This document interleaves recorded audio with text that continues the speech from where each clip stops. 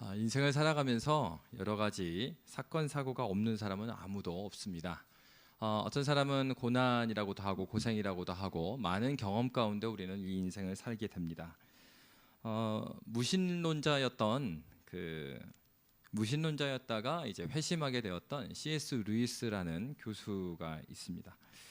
그래서 C.S. 루이스 교수는 이제 이런 고민을 하게 됐습니다. 하나님이 계시다고 한다면, 그가 이제 무신론자 때 자기도 고민했던 건데, 하나님이 계신다고 한다면 왜 이 세상에 이렇게 착한 사람들이 고통을 당해야 되는가? 그래서 많은 고민이 그에게도 있었어요. 나중에 그가 회심한 이후에 변증서죠. 그러니까 믿지 않는 사람들이 이해할 수 있도록 이제 나름대로 자기의 생각을 정리해둔, 이 부분은 뭐 신학자나 그런 부분은 아닙니다. 근데 C.S. 루이스가 이제 고통의 문제라는 책을 쓰게 됩니다. 또 어떤 그 말은 무슨 말일까요? 이제 그 철학자들 같은 경우에도 고통의 문제에 대해서는 공통적으로 이야기를 하는 거예요. 왜 사람이 고통을 당하는가? 그래서 이제 일반적으로 고통을 당하는 이유를 여러 가지로 이야기하는데, 어떤 사람들은 이제 가난에 대한 문제, 또 전쟁에 대한 문제, 또 차별에 대한 문제, 최근에는 또 이제 환경에 대한 문제, 뭐 여러 가지 이야기들을 많이 하고 있습니다. 그런데 이제 중요한 건 그 인류가 살아오면서 이 고통의 문제는 뺄 수가 없는 문제라는 거죠. 근데 이제 어떤 목사님은 또 이렇게 말을 해요. 그 사람이 겪고 있는 이러한 고통의 문제는 두 가지로 나눠서 말할 수 있다, 이렇게 하면서 인생을 사는 목표가 없는 사람은 고생은 겪어도 고난을 당하지는 않는다, 이렇게 표현도 했습니다.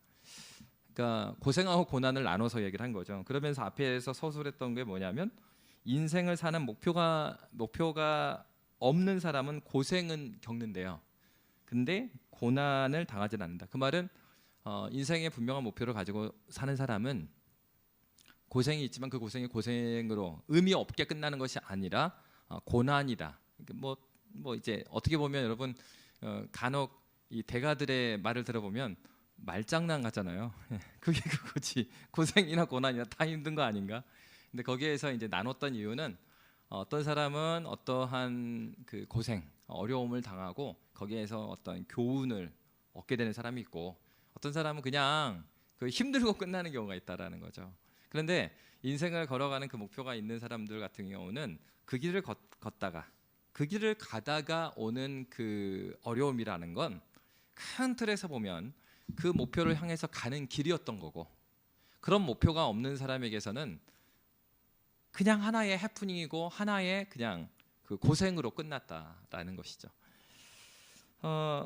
이렇게 나눈 이유는 바로 고난이라는 것은 목표를 이루기 위해서 당하는 고통이라고 그는 생각했기 때문입니다.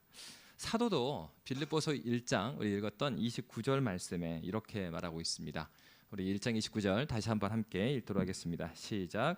그리스도를 위하여 너희에게 은혜를 주신 것은 다만 그를 믿을 뿐 아니라 또한 그를 위하여 고난도 받게 하려 하심이라. 아멘. 성경에서 보면 대표적으로 우리 사도 바울 선생님 같은 경우에 보면 신자에게 있어서 고난을 그 신자의 삶과 아주 일치시켜서 말을 해요. 전혀 분리하지 않는다는 사실. 그래서 어떻게 말합니까? 그리스도를 위하여 너희에게 은혜를 주신 것은, 그러니까 은혜를 줬다라는 것은, 정말 은혜라는 영역은 굉장히 개념이 되게 포괄적이잖아요. 그러니까 내가 예수 만나게 된 것도 은혜고, 내가 예수 만나기 이전에도 사실 하나님의 은혜 가운데 있었던 거잖아요. 물론 그때는 내가 그 은혜를 깨닫지 못할 수도 있죠. 그렇지만은 큰 틀에서는 우리의 삶 모든 것이 은혜죠. 근데 그 은혜의 핵심 중에서 그 중심에는 뭐가 있습니까? 그리스도 예수께서 나를 참된 사람으로 만나 주신 거죠. 내가 참 사람, 인생을 왜 살아야 되는가? 그러면서 예수를 만나고 나니까 삶의 의미와 목적이 없었던 인생에서 삶의 뚜렷한 목표가 생기잖아요. 그러니까 여러분, 은혜를 받고 나면 어떻습니까? 삶의 뚜렷한 목표라고 하니까, 이제 청년 때 그랬거든요. 그러니까 이제 그 유명한 목사님들이 이렇게 말씀을 전하시면 그 주님을 만나면 인생의 뚜렷한 목표가 생긴대요. 그러니까 그냥 처음에 생각된 거는 뚜렷한 목표? 그러면은 뭐 예를 들어서 뭐 의사가 되거나 아니면 무슨 뭐 회장이 되거나 뭐 이런 게 생기는 건가? 그런 생각을 했었던 적가 있어요. 근데 이제 이런 의미는 아니죠. 그건 직업일 수는 있지만 그게 자신의 인생의 목표이지는 않잖아요. 그러니까 물론 그 직업과 목표가 동일한 경우도 있습니다. 그런데 중요한 건 여기서 인생의 목적에 대한 얘기를 하고 있어요. 그러니까 이 은혜의 핵심, 은혜는 하나님께서 믿지 않는 자에게도 주시잖아요.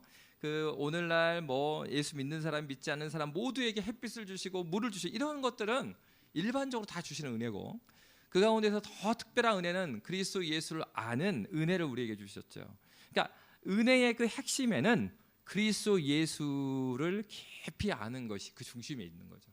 그러면 이렇게 그리스도 예수, 여기에서 그리스도를 위하여 너에게 은혜를 주셨다 그랬으니까 빌립보 교회한테 하는 얘기잖아요. 교회에게 주신 가장 큰 은혜는 예수를 믿게 해준 거다, 이런 얘기인데, 그럼 예수 믿게 된 그 목표가 뭐냐, 그렇게 하신 이유가 뭐냐, 믿게 해주신 이유가 뭐냐. 29절의 하반절에 보면 첫 번째는 그를 믿을 뿐 아니라, 하나는 그 은혜 때문에 믿게 됐다는 거죠. 하나는 믿어지지 않는 주님이 믿어졌어요. 진짜 믿음은 믿어지는 겁니다.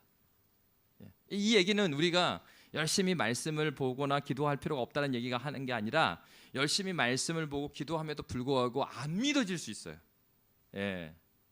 근데 여러분, 사실 지금도 그렇지만 우리가 성경에 나온 얘기니까 그렇고, 홍해 사건 이런 거잖아요. 지금 이 심사추이하고 홍콩섬이 있는데 우리가 터널로 왔다 갔다 하는데 갑자기 물이 이렇게 쫙 갈려가지고 바닥이 마른 채로 우리가 걸어서 건너가는 거예요. 고개는 끄덕이지만 그런 일들인 거죠. 이게 사실 이게 우리가 예수님을 믿고 하나님을 믿게 되니까 성경을 정말 그렇습니다 하고 받아들여지는 것이지, 내가 믿음이 없는 상태로 읽으면요, 그 재밌는 그 영화, 재밌는 스토리일 수밖에 없죠. 예수를 믿기 때문에 주님이 행하신 일에 대한 믿음이 생기는 겁니다. 그러니까 사실 우리가 믿어지는 거죠. 하나님께서 믿게 해주는. 그래서 뭐라고 한 거예요? 은혜라고 한 거예요. 내가 막 노력하려고 해갖고 내 재성으로 다 받아들일 수 없는 것을 하나님께서는 은혜를 통하여서 받아들일 수 있게 해주시는 거예요. 누가요? 성령 하나님께서 그 일을 하고 있습니다. 그러니까 첫 번째로는 하나님께서 은혜를 주셨기 때문에 내가 믿을 수 있었습니다 라는 고백을 하는 것이고요. 그리고 이렇게 믿게 된 것과 함께 은혜를 주신 것 두 번째, 또한 그를 위하여 고난도 받게 하려 하십니다. 그러니까 예수님을 믿고 그 신앙이 더 깊어질수록 이 고난의 신학, 그리스도인의 삶은 이 고난과 나누일 수가 없다라는 것이죠. 그러니까 첫 번째 과정을 우리가 살펴보면, 첫 번째는 하나님께서 우리를 부르시는 과정이 있습니다. 어떤 사람은 친구 때문에 교회 나오기도 하고요. 그리고 얼마 전에 제가 SNS에서 한 목사님의 이 수도권에서 영향력 있게 목회를 하시다가 이 저기가 오셨어요. 한계 갑자기 단어가 생각이 안 나가지고 그 일 막 하시다가 힘들어지는 거 있잖아요. 그래서 갑자기 뭐라고? 그렇죠. 번아웃. 하시다가, 그래서 교회도 정말 잘 건축을 하시고 막 그러다 너무 힘드셔갖고 이제 다 그만두시고 고향으로 내려가셨습니다. 그래서 몇 년 동안 뭐 활동을 안 하시다가 이제 뭘 하기 시작했냐면 진짜 예수님 아예 안 믿는 분들, 그분들한테 복음을 전하기 시작해요. 그래가지고 지금도 하고 계세요. 하시는데 전도하면서 계속해서 성경 공부를 하시는 분이 있는 거예요. 한 이제 1년 정도가 됐는데, 그러니까 이분이 그러는 거죠. 교회는 다니시는 건 아닌데 이 목사님하고 계속 일주일에 한 번씩 만나서 성경 공부를 하신 거예요. 근데 한 1년이 되니까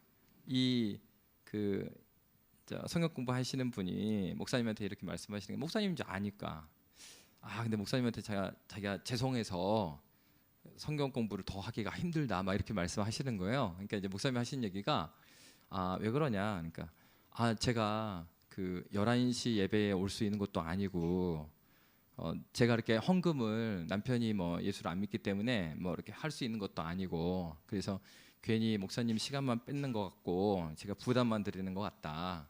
그러니까 이제 이 목사님 어떻게 말씀하시냐면, 아닙니다. 저는요 그 자매님을 11시 예배 나오게 하기 위해서 자매님을 만나서 성경 공부하는 게 아니에요. 그러니까 여기 그 자매님이 깜짝 놀라는 거죠. 그래서 목사님이 지금 저를 전도하고 계시는 거 아니었냐? 그러니까 전도하고 있는 거 맞는데 내가 원하는 건 자매님이 교회 나와서 예배당에 앉아 있는 거 그게 아니고 자매님이 예수 믿었으면 좋겠다.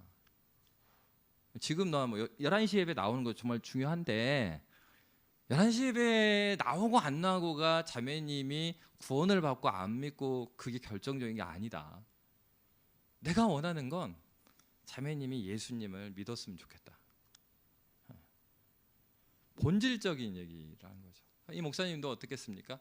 사실은 뭐 수도권에 건축도 다 하셨었고 했기 때문에 그 목사님이 제가 있었던 지역에 계셨어요.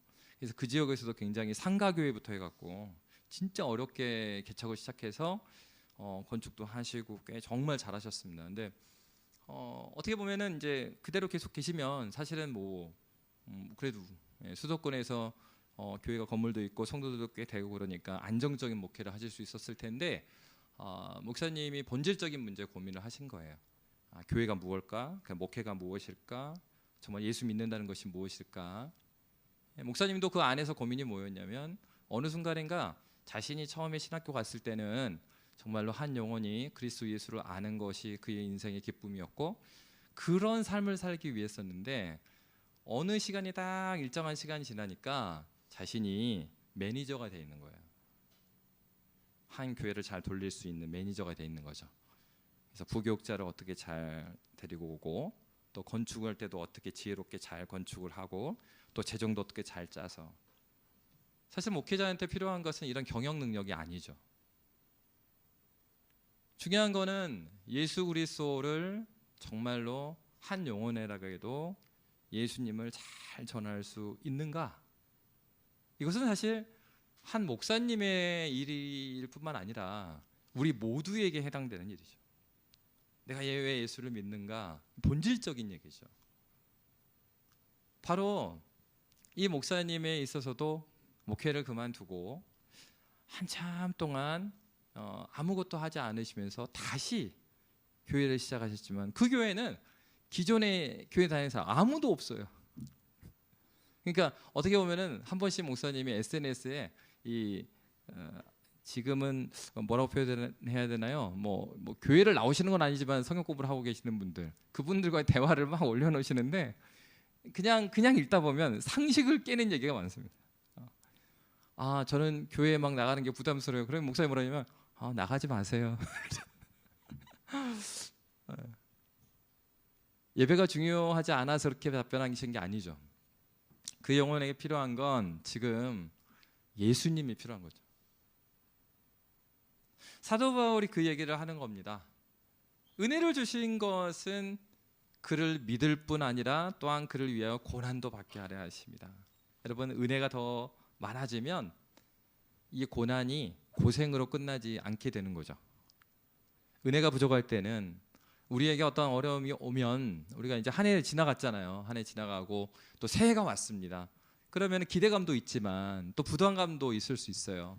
근데 그럴 때마다 오늘의 삶을 내가 살고 하나님께서 나를 인도하심 가운데 사명 따라 살게 하는 건 어떤 오늘도 뭐 이따가 뭐 재직회원이나 뭐 이렇게 임명하고 뭐 이름 부르고 그럴 텐데 그런 어떤 그 소위 말하는 우리나라 그 견장 그게 나를 그렇게 살게 하는 건 아니거든요. 저도 이제 목회를 해보니까요. 제가 처음에 전도사 했을 때 그게 많이 느꼈어요. 얼마 전까지는 제가 청년부에 그냥 같은 회원이었고 저도 회사를 다녔고 그래서 그 후배들이나 이 친구들한테 말을 할 때 되게 잘 먹혔습니다. 후배한테도 뭐 교회 잘 안 나오면 막 야 임마 그러면 안 돼. 큰 소리 치고 했거든요. 딱 이 전도사가 되고부터는 이렇게 말하는 게 되게 힘들어지는 거예요. 그게 뭐냐면 전도사 돼가지고 딱 그렇게 말하면은 형은 이제 회사 안 다니잖아. 그럼 이게 그건 사실이니까. 이게 이상해지는 거예요, 이게. 그러니까 사실 때로는요, 내가 그냥 성도로, 그냥 목사가 아니고 성도로 그냥 살았으면 낫지 않았을까? 어떤 면에서는 뭐 그런 생각도 해보는 거예요. 본질적인 부분인 겁니다.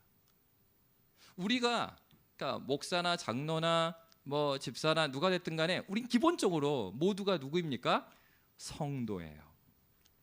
구약 성경에 보면 하나님께서 성도의 죽음을 귀하게 여기시느니라 이런 말씀이 있어요. 하나님께서는 근본적으로 성도를 아주 귀하게 여기세요.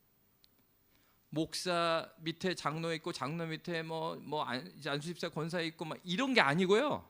주님이 정말 귀하게 여기시는 이름은 성도입니다. 성도가 무슨 뜻입니까? 거룩하게 구별하여 부른 사람들입니다. 하나님께서 여러분을 부르셨어요. 하나님께서는 때로는 우리 남편을 통해서 나를 부르시기도 하고요. 때로는 우리 아내를 통해서 나를 부르시기도 합니다. 누구를 통해서 여기 와 있든 하나님께서는 우리를 부르셨던 거예요. 우리가 여기 있는 것은 하나님이 부르셨기 때문입니다. 여러분, 첫 번째 기억해야 될 것은 하나님께서 우리를 부르셨기 때문에 여기 있다라는 사실입니다. 여기서부터 출발하셔야 돼요. 내가 여기 있는 이유는 무엇인가? 그때의 나의 선택이었던가? 아닙니다, 여러분. 하나님께서는 우리의 선택을 무시하지 않습니다. 우리의 선택을 하면 그 선택을 따라 주십니다. 따라 주심에도 불구하고 하나님은 커다란 섭리 가운데서 하나님께서는 그 영혼을 주님의 길로 인도하셔요. 그래서 이제 그런 얘기 있잖아요. 시대의 거대한 조류를 거부할 수 없다. 그렇게 하잖아요. 하나님의 이 역사를 주관하신 거룩한 큰 물결 가운데 우리가 있는 거예요. 그 안에서 우리는 때로는 내 보트를 운전하면서 이 강물은 이렇게 가는데 내가 조금 이쪽으로 갈 수도 있고 이쪽으로 갈 수도 있고 그럴 수 있어요. 그렇다고 해서 하나님께서 전체적으로 우리를 이끄시는 그 길을 우리가 왼쪽 오른쪽으로 해서 확 꺾을 수가 있는가? 그럴 수 없습니다. 여러분, 어릴 때 시골에서 보면요, 홍수가 날 때가 있습니다. 홍수가 나면은 저희 학교를 못 갔어요. 우리 동네 앞에 딱 학교가 있고 동네 앞에 이 물이 있었습니다. 근데 이 물이 딱 이렇게 커브를 돌아요. 그리고 여기 다리가 하나 있습니다. 그러면 홍수가 나면 저 위에서부터 내려온 물이요, 이 도로를 쳐요. 그래서 아침에 가면은 길이 없어요. 그냥 물이 그냥 쫙 쏟아져 내려가거든요. 그때 보면은요, 막 그 물길에 보면은 별게 다 떠내려가요. 어떨 때는 소도 떠내려가고요. 엄청 힘 세잖아요. 그 필요가 없습니다. 소도 막 이렇게 돼지도 둥둥 떠도 다니고 어느 동물 하나도 그 물결을 못 거슬러요. 나름대로 해보지만 사람도 안 되는데요. 하나님께서는 그 백성들을 향한 하나님의 물꼬가 있죠. 하나님의 계획하심이 있고요. 하나님께서 이 가정을, 이 교회를, 하나님께서 우리 한 명 한 명의 인생을 이끄시는 그 길이 있습니다. 하나님께서 우리를 이 은혜로 말미암아 우리를 하나님께서 부르셨다는 사실, 첫 번째. 하나님께서 부르셨습니다. 그래서 하나님께서 부르셨음을 깨닫게 되면 그 사람에게는 어떤 마음이 생깁니까? 여러분, 처음 주님의 은혜를 경험했을 때를 생각해 보세요. 그때를 생각해 보시면요, 막 이런 거 아니었습니다. 그 주님을 만나게 되면 인생에 뚜렷한 목표가 생긴다 했다고 해서 그 목표가 저기로 가야지 여기로 가야지 이게 막 명확해 갖고 저쪽으로 간다, 그런 게 아니고요. 무슨 마음이냐면 뭐가 된지는 모르겠지만 내가 주님을 위해 살아야 되겠다, 이 마음이죠. 그래서요, 아무런 영향력이 없는 아이도 중등부 때 회심하면요, 막 그 중등부 입에 얘가 갑자기 빨리 오기 시작해요. 그래가지고 아무도 안 하는데, 교사도 안 하는데 먼저 막 의자 놓습니다. 막 그 쓰레기 보면 막 청소해요, 지가 갑자기. 왜요? 이 아이의 마음에도 자기가 뭐든 간에 주님을 위해서 뭔가 하고 싶은 거예요. 근데 그게 뭔지는 아직 모르죠. 그건 이제 찾아가는 것이고. 근데 동일한 마음은 무엇입니까? 그게 봉사가 될 수도 있겠고, 우리의 사업의 영역에서 할 수도 있겠지만 동일한 건 뭐겠어요? 그 모양은 달라도 그 마음은 하나님을 위해서 뭔가 살아야 되겠다. 내가 받은 은혜를 생각하면 그분을 위해서 살아야 되겠다. 이 마음이 동일한 거죠. 먼저 하나님이 우리를 부르셨습니다. 그리고 그 부르신 사람들에게 나타나는 그 목표는 하나님 위해서 뭔가 도움이 되는 삶을 살아야 되겠구나. 이게 이제 조금 이제 신앙의 선배들이 멋있게 말한 게 하나님의 영광. 하나님의 영광을 위해서 살아야 되겠다. 그 얘기가 그 얘기죠. 그러니까 하나님께서 은혜를 주십니다. 그래서 우리를 부르십니다. 그 부르신 사람에게는 그래서 사명이라는 게 생기죠. 사명은요, 어려운 게 아니에요. 여러분 마음 가운데 은혜 받아갖고 내가 주님 위해서 살고 싶다라는 마음이 있다면 그게 사명입니다. 어린 아이가 보면은 그렇지 않습니까? 아이가 철이 들면은요, 언젠가부터 부모님 생일을 챙기기 시작합니다. 예. 그래서 말도 안 되는 생일 선물을 준비합니다. 그래가지고 애들이 이제 돈이 없으니까 어떻게 막 해놓습니까? 뭐 이런 거 하죠. 이렇게 선물해갖고 우리가 선물을 준비했어. 그래가지고 선물을 딱 나름대로 이렇게 봉투에 해갖고 줘요. 그럼 열어보면은 아람이야 하루 동안 즐겁게 놀아주기. 이게 선물이냐 벌이냐? 아이들 수준에서 뭔가 아빠를 위해서 뭔가를 해주고 싶은데 뭘 해볼까? 아이의 수준이죠. 그렇지만 그 자체가 부모는 감격이 되는 거잖아요. 하나님께서 보시기에 사실 우리 중에 가장 뛰어난 신자가 가장 뛰어난 그리스도인이 무엇을 한다고 해서 막 하나님이 하나님 막 감동은 하시겠지만 막 감격하실까요? 막 그랜드 캐니언 보면서 하듯이 막 그런 감격일까요? 그렇지는 않으실 거예요. 그렇지만 다른 측면의 감격이죠. 결국 사명이라는 것은 여러분 뭐 이렇게 한자로 막 써서 소명, 사명, 그리고 삶의 목표 이렇게 써놓으니까 굉장히 대단한 것처럼 보이지만 사실은 그렇지 않습니다. 그러면서 사도는 무엇을 이야기하고 있는 것입니까? 30절 말씀 우리 함께 읽도록 하겠습니다. 시작. 너희에게도 그와 같은 싸움이 있으니 너희가 내 안에서 본 바요 이제도 내 안에서 듣는 바니라. 그래서 이렇게 은혜 받은 사람, 부르심 받은 사람에게는 주님을 위해서 살고자 하는 마음이 있는데 그 마음대로 산다는 것은 우리가 경험했던 것처럼 그렇게 쉬운 것이 아니죠. 그래서 29절의 마지막에 뭐라고 말합니까? 고난을 이야기하는 겁니다. 때로는 나는 주님을 위해서 그리고 가족을 위해서 주님의 영광을 위해서 이렇게 했다라고 생각하지만 거기에 걸맞는 결과가 나오지 않을 수 있습니다. 중요한 것은 그 가운데서 그 고난, 주님을 위해서 했다면 그것은 고난이고 아무 의미 없는 일은 아니겠죠. 그 일 가운데서 나는 어떠한 마음 자세를 가지고 주 앞에 살아갈 것인가 하는 겁니다. 사도 바울이 이 빌립보 교회에 편지를 쓴 이유가 바로 이것 때문에 그랬어요. 핍박받는 교회였던 빌립보 교회였습니다. 외부적으로도 핍박이 있었습니다. 내부적으로도 어려움이 있었습니다. 우리의 삶에도 마찬가지로 이러한 고난에 보면 외부적으로 오는 고난도 있습니다. 이 세상의 시대 정신은 우리가 원하는 그러한 시대 정신은 아니기 때문에 이 세상에 끊임없이 오는 유혹들이 있습니다. 내 안에 있는 욕망이 있습니다. 그 안에서 싸워지는 우리의 육체의 연약함으로 인하여서 부딪히는 어려움들로 말미암아서 우리가 주님 위해서 살아야지, 주님 위에 걸어가야지 하지만 거기에 걸리적거리는 많은 장애물을 우리가 겪게 되는 것이죠. 그렇지만 분명한 것은 그럼 왜 하나님께서는 능력이 있으니까 하나님께서 우리를 그런 현장에 두실까 하는 것입니다. 때로는 내가 실수해서 이기도 하지만 때로는 내가 실수하지 않았는데도 불구하고 어려움을 당하는 경우가 있어요. 애매히 고난 당한 경우가 있습니다. 왜 하나님께서는 능력의 크신 하나님, 선하신 그 하나님께서 나를 그 상황 가운데 두셨을까? 그것은 하나님께서 우리를 포기했기 때문이 아닙니다. 사도 바울은 골로새서에서 이렇게 말하고 있습니다. 골로새서 1장 24절 25절에 보면 이런 말씀이 있습니다. 우리 함께 읽도록 하겠습니다. 시작. 나는 이제 너희를 위하여 받는 괴로움을 기뻐하고 그리스도의 남은 고난을 그의 몸된 교회를 위하여 내 육체에 채우느라. 내가 교회의 일꾼 된 것은 하나님이 너희를 위하여 내게 주신 직분을 따라 하나님의 말씀을 이루려 함이니라. 바울 사도가 이렇게 말했을 뿐만 아니라 야고보 사도도 이렇게 말합니다.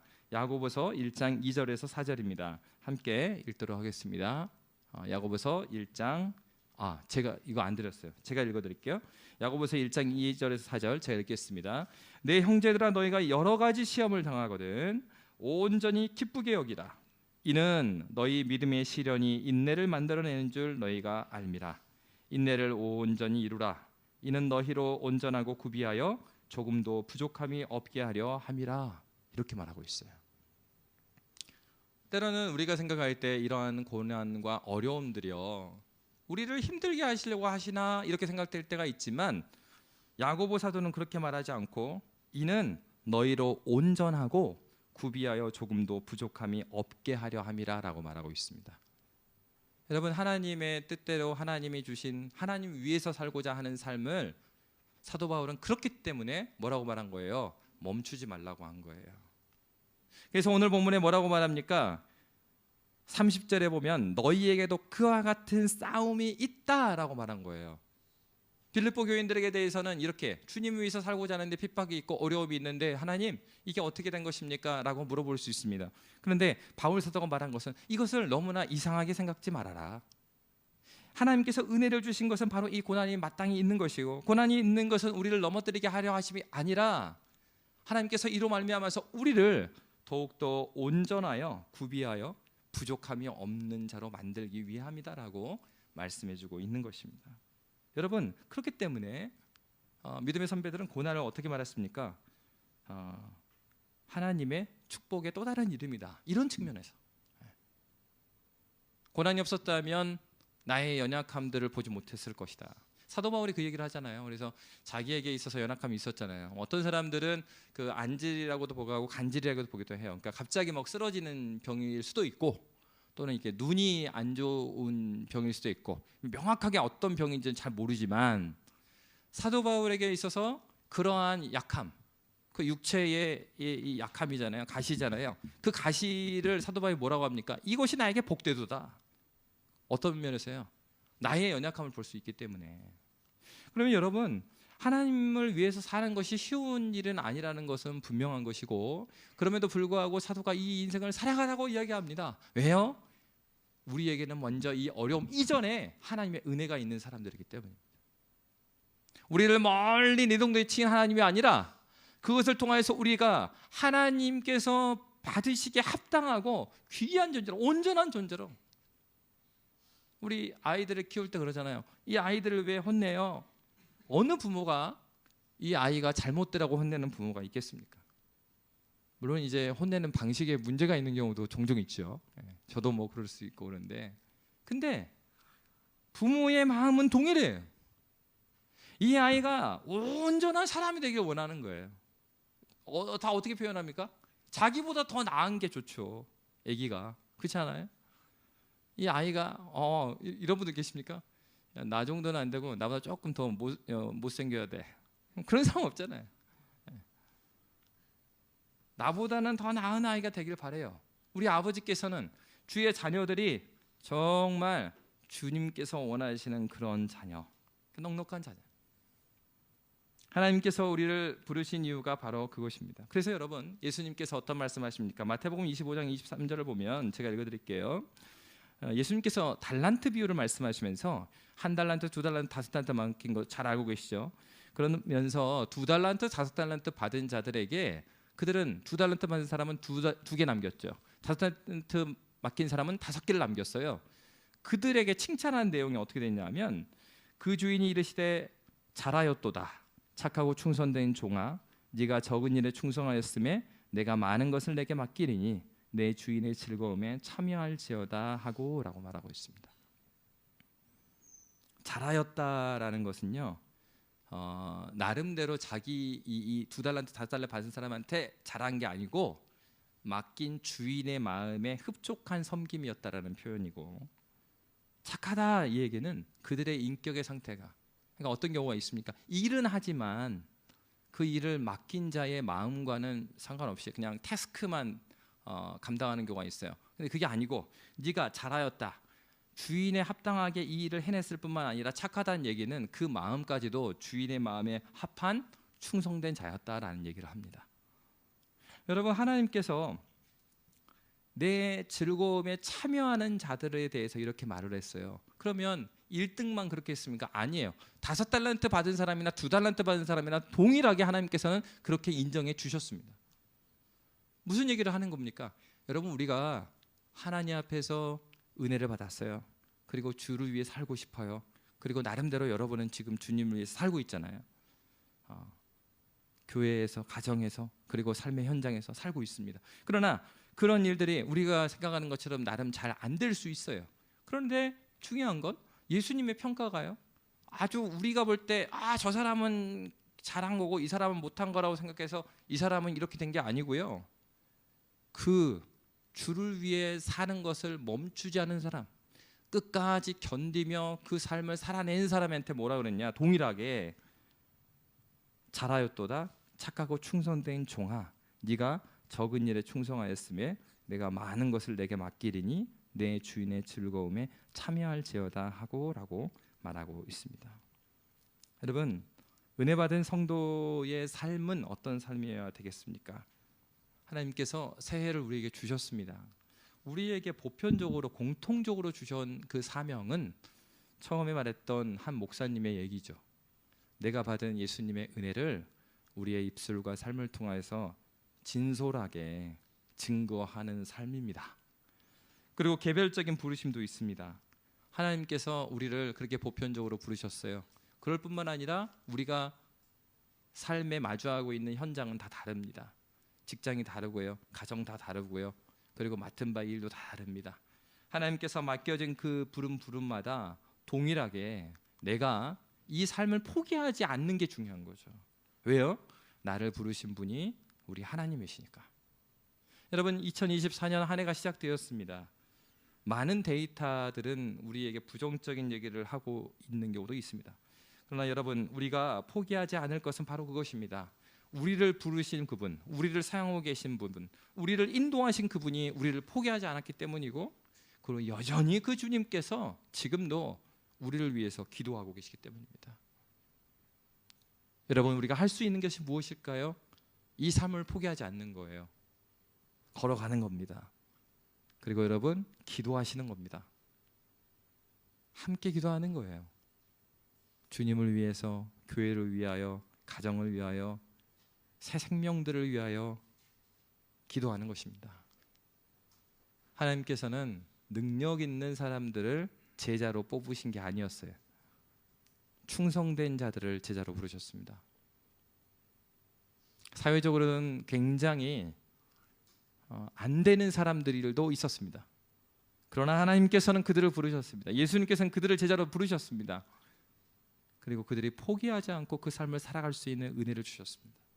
우리가 살아갈 수 있는 은혜는, 살아갈 수 있는 힘은 다른 데서 오는 것이 아니라 주님께서 주시는 그 은혜로 말미암음이고, 포기하지 않고 주님의 길을 걸어갈 때 우리는 하나님의 어떠하심을 더 깊이 알게 되고, 그로 말미암아서 우리의 인격도 그 주님을 닮아가게 됩니다. 1년 후에 2025년이 되어서 우리가 한 해를 돌아볼 때 그런 고백을 했으면 좋겠어요. 하나님, 2024년 한 해 동안 주님의 주님 되심을 더 깊이 깨닫게 해주셔서 감사합니다. 나에게 우리가 보기에 이렇게 좋은 일이, 우리가 보기에 나쁜 일이 있었지만 그 모든 일들을 통해서 내가 신실하신 하나님을 알았습니다. 하나님, 능력의 하나님을 내가 만났습니다. 사랑의 하나님을 만났습니다. 그래서 내가 만난 그 하나님을 진솔하게 증거하는 저와 여러분이 되시기를 주의 이름으로 빕니다. 이 시간 함께 기도하도록 하겠습니다.